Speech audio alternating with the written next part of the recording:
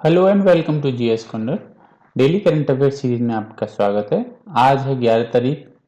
आज की देख लेते हैं आज के करंट अफेयर्स। सबसे पहला करंट अफेयर है हमारा बायोमेस्टिक यूथ समिट। बायोमेस्टिक आपने नाम तो सुना ही होगा। फर्स्ट बायोमेस्टिक समिट क्यों है ये न्यूज में? It has been organized in Gandhinagar, Gujarat. So what does it focus on? It focuses on promoting cooperation and developing leadership abilities among the youth from BIMSTEC nations. ठीक है, ओके। इसके बारे में थोड़ा जान लेते हैं। ओरिजिन क्या है इसका? It was conceptualised during the fourth BIMSTEC summit held in Nepal.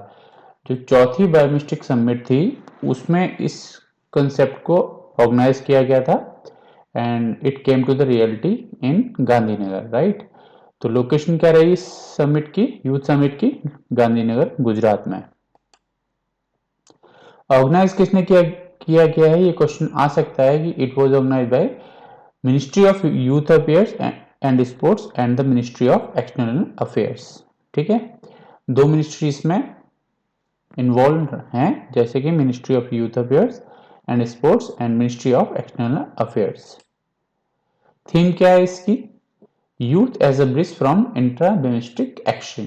ठीक है, और एम क्या है इसका? The summit provides a platform for young leaders from domestic Nations to engage in discussion on regional corporation.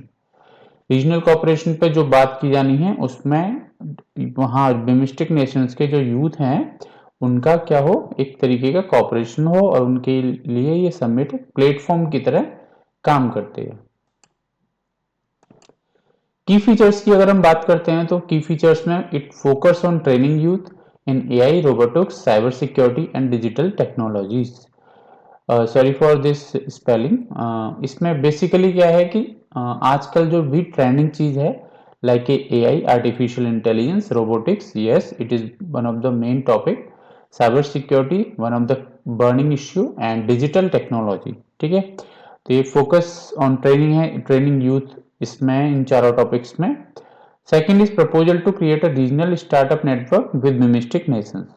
जो भी मिमिस्टिक नेशंस हैं अपने, उनके साथ एक रीजनल सेटअप स्टार्टअप नेटवर्क तैयार किया जाए, ये इसका दूसरा की फीचर है।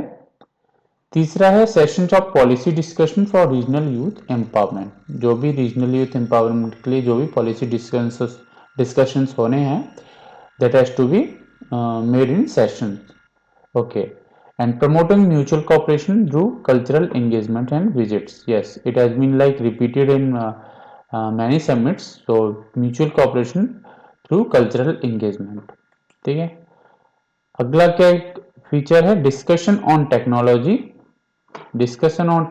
Climate resilience and economic sustainability. ये टॉपिक्स जो हैं, टेक्नोलॉजी, इकोनॉमिक सस्टेनेबिलिटी, ये हर समिट के एक की फैक्टर्स रहते हैं, की फीचर्स रहते हैं। ठीक है, and last but not the least, India's vision of a developed nation by 2047, chair by Raksha Khadse. Okay, ये है इसका six feature, that is India का जो विजन है दो विकसित भारत का 2047 का, उसको भी अमल में लाया गया है इस समिट में। थोड़ा सा बिमिस्टिक के बारे में बात कर लेते हैं। कब इसकी स्थापना हुई थी? इट वॉज स्टेब्लिश इन 6 जून 1997। ठीक है, form under Bangkok declaration L mistake. अच्छा, ये क्वेश्चन आ सकता है कि इट वॉज फॉर्म अंडर, तो आपको पता होना चाहिए कि yes it was form under Bangkok declaration. Headquarter कहाँ है इसका? ढाका, बांग्लादेश में, और permanent secretariat since 2014। Okay, founding क्या है? Founding declaration, BIMSTEC declaration 2004। ठीक है, मेंबर कंट्रीज कौन कौन से हैं इसके? ये काफी इंपॉर्टेंट क्वेश्चन है। बांग्लादेश पहला, भूटान दूसरा, इंडिया तीसरा, म्यांमार चौथा, नेपाल पांचवा, छठा श्रीलंका और सातवां थाईलैंड। ठीक है, इनके नाम से ये बना हुआ है, तो आपको ये याद होनी चाहिए। ठीक है, बांग्लादेश, भूटान, इंडिया, म्यांमार, नेपाल, श्रीलंका और थाईलैंड। करंट सेक्रेटरी जनरल कौन है इसके? Indira Mani Pandey, that is from India. Okay, अगला करंट अफेयर देख लेते हैं। नक्सलिज्म, ये इंडिया की एक बहुत ही बड़ी समस्या है। क्या है न्यूज?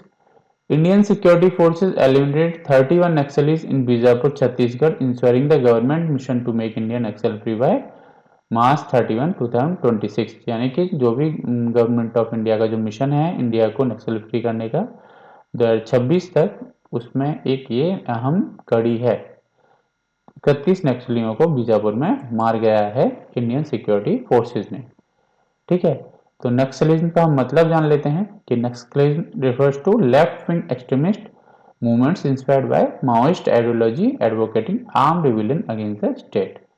यानी कि माओइस्ट आइडियोलॉजी से इंस्पायर्ड जो भी मूवमेंट्स हैं लेफ्ट विंग के, उसको उसमें आप क्या कर सकते, उसमें एडवोकेट क्या किया, मतलब वो आर्म रिबेलियन से इन्वॉल्व होते हैं वो।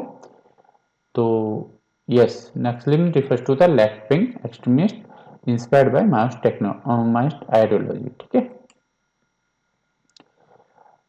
रीजंस बिहाइंड नक्सलिज्म, क्या क्या रीजंस रहे हैं? सबसे पहले इकोनॉमिक इनइक्वालिटी। तो वहां पे क्या है, प्रॉब्लम्स क्या क्या हैं? बेसिक इंफ्रास्ट्रक्चर नहीं है, एम्प्लॉयमेंट नहीं है, एक्सेस टू एजुकेशन नहीं है, जिससे क्या होता है वो उनमें डिसकंटेंट की भावना ज़्यादा जगती है और इससे क्या होता है वो सरकार या स्टेट के खिलाफ खड़े हो जाते हैं। ठीक है, दूसरा है political alienation, weak governance and failure to integrate tribal areas into ministry development policy. यानी कि जो भी डेवलपमेंट पॉलिसीज हैं उसमें वो ट्राइबल एरियाज को नहीं ला पाते हैं, जो कि एक वीक गवर्नेंस का भी एक एग्जांपल सेट होता है, जिससे कि so this is the second reason behind nextlism. Okay, another reason is weak law enforcement and fourth reason is external support. Weak law enforcement क्या है कि पुअर पुलिस प्रेजेंस है रिमोट एरियाज में, जो कि नक्सल्स को क्या करती है, अलाउ करती है अपना अधिकार क्षेत्र स्थापित करने के लिए। ठीक है, चौथा है एक्सटर्नल सपोर्ट। एक्सटर्नल सपोर्ट से आप समझ ही गए होंगे कि बाहर से जो भी फंडिंग होती है आर्म्स और एम्युनिशन की, वो एक तरीके से सिंपैथाइजर्स हो जाते हैं उन अंदर और बाहर इंडिया के। ठीक है, तो एक्सटर्नल सपोर्ट ये मुझे लगता है ये सबसे बड़ा फीचर, मतलब सबसे बड़ा जो एक वो रहा है, ये रहा है एक्सटर्नल सपोर्ट के बाहर से इनको काफ़ी मदद मिलती है, जिससे कि नक्सलाइट बढ़ते जा रहे हैं और इनकी तादाद काफ़ी बढ़ती जा रही है। लैंड डिस्प्यूट्स एंड एक्सप्लॉयटेशन, ये भी एक इश्यू रहा है कि जो मार्जिनलाइज्ड ट्राइबल कम्युनिटीज़ हैं उनको क्या करना पड़ता है, माइनिंग इंडस्ट्री जो भी सेटअप हो रही हैं या फिर लैंड राइट्स कोई कमी है, उसकी वजह से उनका एक्सप्लॉयटेशन होता है और फिर वो गलत रास्ते पर उतरते हैं और they join naxalism as a like trade. तो फिर वो सरकार के खिलाफ आवाज़ उठाते हैं। ठीक है, अच्छा, चैलेंजेस इन एलिमिनेटिंग नक्सलिज्म, क्या क्या चैलेंजेस आ सकते हैं, जो क्या क्या चैलेंजेस आ रहे हैं आज के टाइम में अगर सरकार के सामने कि जो नस्लिज्म को ख़त्म नहीं कर पा रही है। ठीक है, सबसे पहला है गुरिल्ला वॉरफेयर टैक्टिक्स। इनकी सबसे जो मेन पावर है वो क्या है, गुरिल्ला वॉरफेयर टैक्टिक्स है। ये लोग क्या करते हैं, छुप छुप के क्या करते हैं, जो भी हमारी इंडियन सिक्योरिटी फोर्सेज हैं उनको मारते हैं। जैसे कि फॉरेस्ट को यूज़ करते हैं, लैंड माइंस को यूज़ करते हैं, सरप्राइज अटैक्स कर देते हैं। तो इससे क्या होता है कि जो काउंटर इंसर्जेंसी है वो डिफ़िकल्ट हो जाती है और ये एक बहुत ही बड़ा चैलेंज सामने आता है सिक्योरिटी फोर्सेस के। ट्राइबल डिस्ट्रस्ट ऑफ अथॉरिटीज़, जो अथॉरिटीज़ और ट्राइबल के बीच में जो एक ट्रस्ट की एक लिमिट है वो काफ़ी कम है और ना ही ट्राइबल अथॉरिटीज़ पे विश्वास करते हैं। तो ये इससे क्या होता है कि इन दोनों के बीच में कनेक्शन सेटअप नहीं हो पाता है।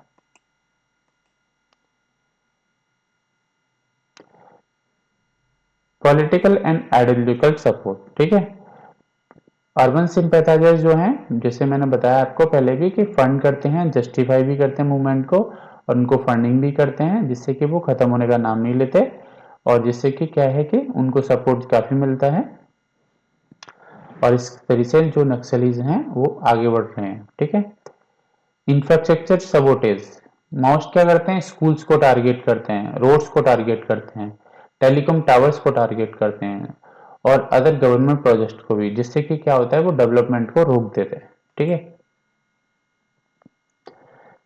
इनको रोकने के लिए क्या सिक्योरिटी मेजर्स लिए गए हैं वो हम देख लेते हैं। सबसे पहला है सेंट्रल आर्म पुलिस फोर्सेस का हाई रिस्क जोन में डिप्लॉयमेंट, जिससे कि नक्सल एक्टिविटी कम हो सके। दूसरा है यूएवी का यूज, यानी टेक्नोलॉजी का यूज किया गया है। यूएवी का यूज किया जाता है, हेलीकॉप्टर का यूज किया जाता है, जो भी इनकी मूवमेंट्स होते हैं उसको ट्रैक करने के लिए और उनको उसी टाइम न्यूट्रलाइज करने के लिए। काउंटर आईईडी ऑपरेशन, आईईडी में क्या है, ये लोग काफी यूज करते हैं, जिससे कि काफी बड़ी बड़ी ट्रक्स को और इसको गाड़ियों को उड़ा देते हैं ये लोग। तो उसमें क्या है, काउंटर आईईडी ऑपरेशंस को भी चलाया जा रहा है, जिससे कि लैंडमाइन थ्रेट्स को कम किया जा सके। ठीक है, और सिक्योरिटी फोर्सेस की जो कैजुअलिटीज हैं उनको भी कम किया जा सके। और CPI under the unlawful act prevention, UAPA का 1967 का जो है, उसको क्या किया, उसके द्वारा क्या किया गया है, सीपीआई माउस पे बैन लगाया गया। ठीक है, जिससे कि इनके जो ऑपरेशंस हैं और फंडिंग है उसको कम किया जा सके। आगे हम क्या कर सकते हैं इस दिशा में देख लेते हैं। सिक्योरिटी फोर्सेस को क्या करना चाहिए, टारगेट ऑपरेशन टारगेट अपने रखने चाहिए, target continue targeted operations while improving intelligence networks. Okay, अपने इंटेलिजेंस नेटवर्क्स को बढ़ाते हुए इनके जो अपने ऑपरेशंस हैं उनको भी कंटिन्यू रखना चाहिए। ठीक है, आगे क्या ले सकते हैं स्टेप्स, गवर्नमेंट को स्टेप्स लेनी चाहिए कि वो जो भी काम कर रही है डेवलपमेंट के क्षेत्र में, जैसे कि रोडों को बनाना, टेलीकॉम इंडस्ट्रीज को बिछाना या फिर एम्प्लॉयमेंट प्रोजेक्ट्स को बढ़ाना, तो उसको उस दिशा में एक एक्सलेशन मोड में आना चाहिए, जिससे कि कुछ अच्छा किया जा सके वहाँ के ट्राइबल लोगों के लिए। Tribal population should be involve in governance to build in trust and cooperation, जैसा कि मैंने पहले कहा कि ट्रस्ट एंड कॉपरेशन की काफ़ी हद तक ज़रूरत है और जो कि बढ़ना चाहिए, और गवर्नमेंट को उससे बढ़ाने के लिए काफ़ी स्टेप्स लेने चाहिए। Stronger interstate and central state collaboration, yes, this is the it can be a very important factor in building like trust, because state के, दो स्टेट के बीच में और सेंट्रल स्टेट के बीच में जो कोलैबोरेशन होगा उससे क्या होगा, एक अलग अप्रोच बनेगी, यूनिफाइड अप्रोच बनेगी, जिससे कि हम नस्लिन को काफ़ी हद तक ख़त्म कर सकते हैं। और skill training and education campaign, yes, education campaign should be there to prevent youth recruitment in naxalism. ठीक है, जो यूथ हैं, जो भटके भटके हुए जो यूथ हैं, वो जो नक्सलिज्म को ज्वाइन कर रहे हैं, वो एजुकेशन के थ्रू अपने आप को एक अच्छा नागरिक, देश का नागरिक बना सकते हैं। चलिए अगला करंट अफेयर देखते हैं।